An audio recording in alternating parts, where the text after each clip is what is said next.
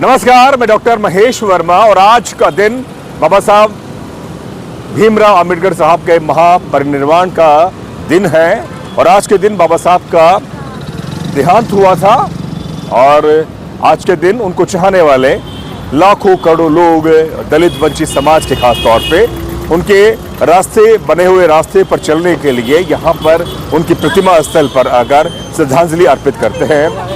आप देख सकते हैं कि प्रतिमा पर, इतनी विराट प्रतिमा पर सुबह से बाबा साहब को मानने वाले, उनको चाहने वाले, उनके विचार को आत्मसात करने वाले उनको श्रद्धांजलि अर्पित करने आ रहे हैं। मैं इस समय मौजूद हूँ अलवर के अंबेडकर सर्किल पर और यहाँ पर गिरधारी लाल जी हैं और उनकी पत्नी है पूनम बोध। ये किताबों जो बहुजन साहित्य है उसके लिए वो एक लगातार काम कर रहे हैं कि ये जो विचार है बाबा साहब के विचार और बहुजन साहित्य का जो रहे हमारे नेता, बहुजन नेता, उनके विचार जन जन तक पहुँचे, उसके लिए ये परिवार लगातार कोशिश कर रहा है।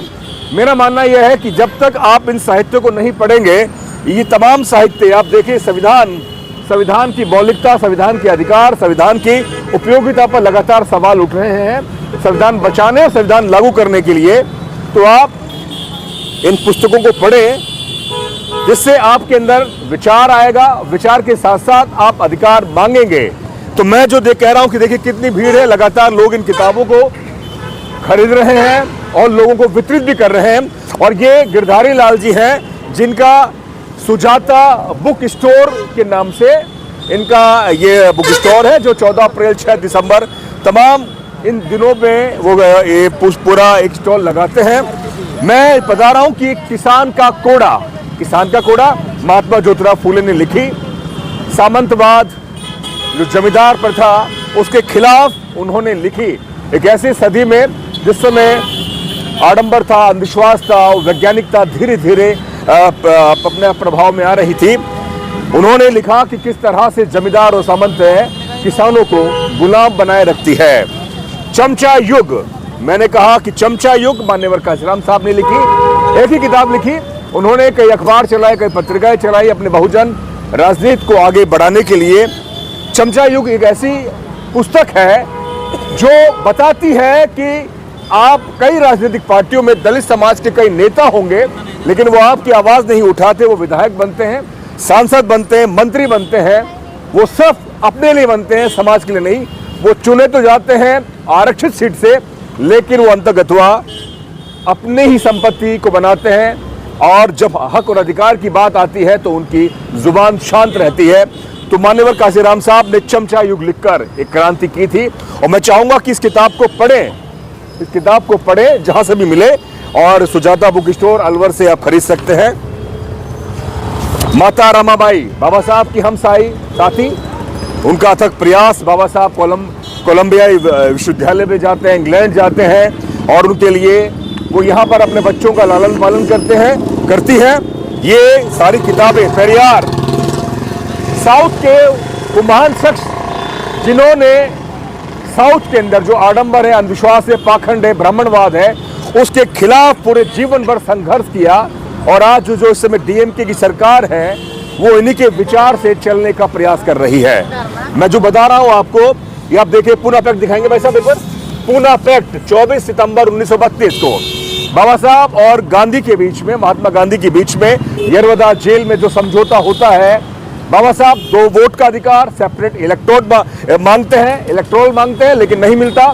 लेकिन उसके बाद बाबा साहब को एक तरह से ब्लैकमेल भी किया जाता है कि अगर आपने हमारा समझौता नहीं माना तो दलित वंचित समाज को के लिए खतरा है। बाबा साहब बैकफुट पर आते हैं, लेकिन बाद में संविधान में कई ऐसे आधिकारिक हक दिए जाते हैं जो आज हमें आरक्षण की बुनियाद पर मिल रहे हैं। तो ये किताब आप पढ़ें।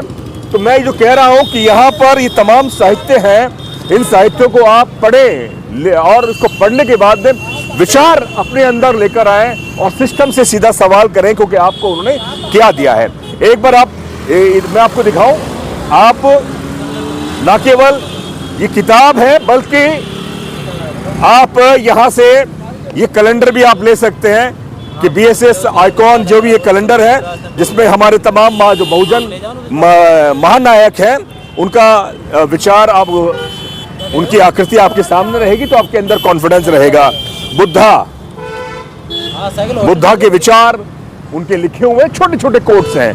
आप जब महीने के हिसाब से पन्ना पलटेंगे तो आपके अंदर वो विचार आएंगे, अपने घरों के अंदर आपके बच्चे भी इन विचारों को पढ़ेंगे, समझेंगे।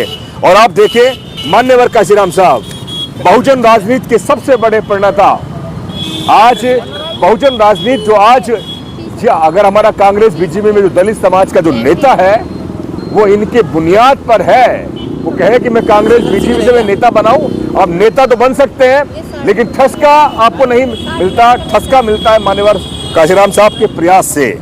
तो मैं ये कह रहा हूं कि आप ये तमाम चीजें आप खरीद सकते हैं। और डॉक्टर साहब ये बताइए, ये जो साहित्य है आप पढ़ते हैं, है ना? जी जी। और कैसा लगता है, पहली बात तो ये बताएं। सर बहुत बढ़िया लगता है साहित्य। जी जी, मैंने ये बोध गया महाबोधि विहार भी पढ़ी हुई है। अच्छा। और आपके जो ये है भगवान बुद्ध और उनका धम्म, हाँ, बुद्ध एंड हिज धम्मा, ये भी पूरी पढ़ी हुई है। Very good. जी जी।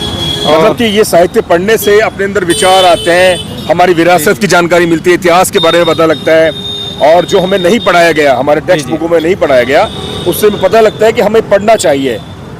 निश्चित रूप से हमें पढ़ना चाहिए, क्योंकि ये चीजें मैंने हिस्ट्री से भी पीजी कर रखी है। हिस्ट्री में भी ये चीजें नहीं बताई गई है, छुपाई गई है, जो इस साहित्य में बताई गई है। जी जी जी जी, बहुत बढ़िया, अच्छी बात है। डॉक्टर साहब, डॉक्टर विपुल है मेरे साथ, डॉक्टर मुरारी जी हैं।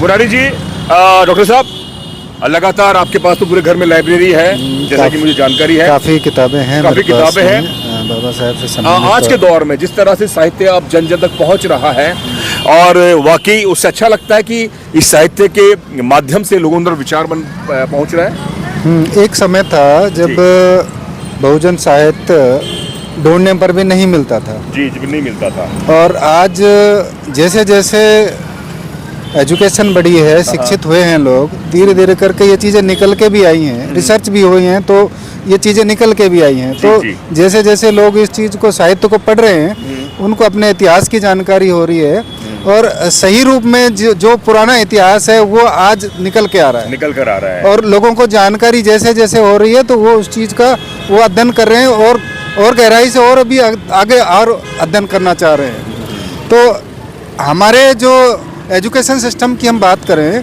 तो आज तक भी जो किताबों में जो हमारा बोर्ड है, चाहे सीबीएसई बोर्ड हो और चाहे राजस्थान बोर्ड की हम बात करें, तो उसमें किताबों में बाबा साहेब के नाम पे मुख्य जो कुछ नहीं देखने को मिलता है। मुश्किल से एक दो पैराग्राफ में पूरा का पूरा उनका बस एक समय उसको जो है करके और उसको अतिश्री कर लेते हैं आज के टाइम में। जबकि इनका तो एक विचार जो हैं कई किताबों में भी अगर छापा जाए तो उनके विचार जो हैं वो उनमें भी समाहित नहीं हो सकते। और दूसरी बात डॉक्टर साहब, मैं पूछना चाहूंगा, बाबा साहब के जो विचार आज के दौर में पूरी तरह से रेलिवेंट है ना?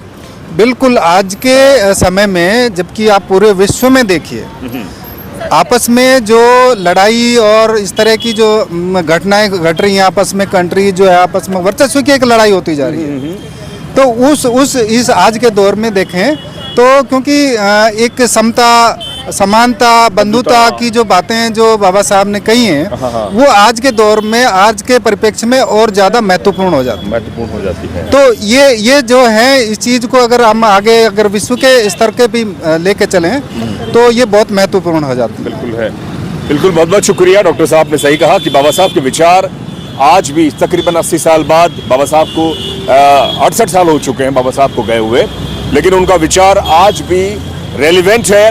पूनम, मैं आपसे आखिर में जानना चाहूंगा, आप सुबह से यहाँ पर हैं, चेहरे पर किसी भी तरह की कोई थकान नहीं है, कैसा लग रहा है जब साहित्य? मुझे बहुत अच्छा लग रहा है, बहुजन साहित्य घर घर पहुँच रहा है। ऐसा लग रहा है कि मैं ना मिशन में ना अच्छी तरह काम कर रही हूँ कि ना अब घर घर मेरा साहित्य पहुँच रहा है, ये बाबा साहब का साहित्य। मुझे बहुत अच्छा लग रहा है, काम का काम हो रहा है, रोजगार का रोजगार, और साहित्य घर घर तक पहुँच रहा है। बहुत बढ़िया। मैं फिर कहूँगा कि अगर आपको अलवर में बहुजन साहित्य चाहिए, और भी कई लोग हैं इस समय पर, सुजाता बुक सेंटर स्टोर के नाम से गिरधारी लाल जी और उनकी पत्नी पूनम बोध ये अलवर में अच्छी स्टॉल लगाते हैं। आप उनके साहित्य और तमाम सामग्री जो आप उनके जो सजावट के कई ऐसे चीज़ हैं कि आप उन्हें खरीद सकते हैं। अशोक स्तंभ है, मालाएं हैं, ये आपका नीला पट्टा है, ये गमछा है, सब चीज़ आप ले सकते हैं। संपर्क नंबर एक बार आप अपना बता दें, जिससे कि अलवर में आप अपना बता दें। एक मिनट गिरधारी जी अपना संपर्क नंबर बता रहे हैं। सर मेरा मोबाइल नंबर है 9950426716 सर। अलवर से आपसे संपर्क ले सकते हैं ना? जी सर, जी सर। क्या नाम है आपका? मेरा नाम गिरधर लाल बौद्ध, विश्वकर्मा कॉलोनी खुदनपुरी सर। बहुत बढ़िया। तो अलवर से आते हैं, मैं अलवर के लिए इसलिए कह रहा हूँ कि अगर अलवर के आसपास लोग हैं तो इनका साहित्य खरीदें। तो साहित्य आपके जीवन में आपको ताकत देता है। बहुत बहुत शुक्रिया। आज के इस दिन में हम चाहते हैं कि बाबा साहब को सही मायने में श्रद्धांजलि देनी है, तो उनको पढ़ें और उनको जानें कि उन्होंने क्या लिखा था। बहुत बहुत शुक्रिया। जय भीम, जय